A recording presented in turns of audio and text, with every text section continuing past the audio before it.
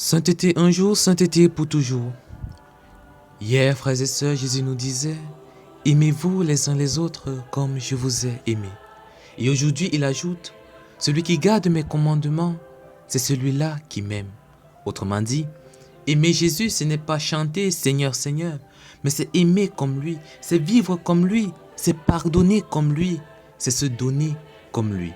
Là, on comprend que ce n'est pas l'amour au sens du 21e siècle, c'est-à-dire que ce n'est pas un amour tiède, pas un amour de façade, pas un amour de belles paroles, pas un amour où tout est à double face. Oui, frères et sœurs, aimer comme Jésus, c'est aimer qui nous déteste. Bref, c'est vivre comme Jésus. Mais comment faire alors que nous savons que nous avons tous nos colères, nos blessures, nos fatigues, nos limites, nous avons tous nos faiblesses. On n'arrive déjà pas à aimer sincèrement dans nos relations, dans nos propres maisons, dans nos propres familles. Comment aimer cet inconnu qui me déteste si déjà je n'arrive pas à aimer mon frère, ma soeur, mon père ou ma mère avec qui on a un lien de sang? Et c'est là que Jésus nous donne une porte de sortie. Et par la même occasion, l'Église entrevoit déjà un grand événement dans les jours à venir. Le défenseur, l'Esprit Saint, vous enseignera tout et vous rappellera tout ce que je vous ai dit. Autrement dit, tu n'es pas seul. Tu n'as pas à aimer par tes propres forces, vu que c'est humainement impossible. L'Esprit Saint est là, il t'habite, il te pousse, il te relève. Ce que tu ne peux pas faire, lui peut le faire en toi. Et Jésus nous a donné gratuitement ce don de la troisième personne de la Trinité.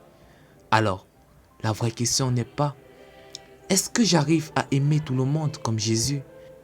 Est-ce que je laisse l'Esprit Saint aimer en moi? Frères et sœurs, ce monde meurt chaque jour par manque d'amour. Il meurt par manque de personnes vraies, par carence de cœur habité par l'Esprit. Et nous sommes l'Église. Nous sommes des témoins de l'amour vivant qu'est le Christ.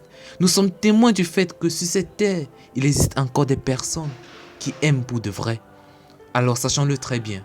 Dans ce monde qui est en pénurie d'amour, si notre foi ne se voit pas dans notre manière d'aimer, alors cette foi est morte.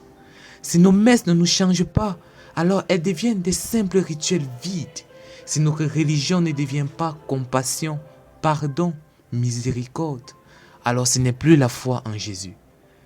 Aimer comme Jésus ou rien, voilà le moteur qui doit alimenter notre vie. C'est le seul commandement qui résume tous les autres et c'est le seul qui transforme le monde.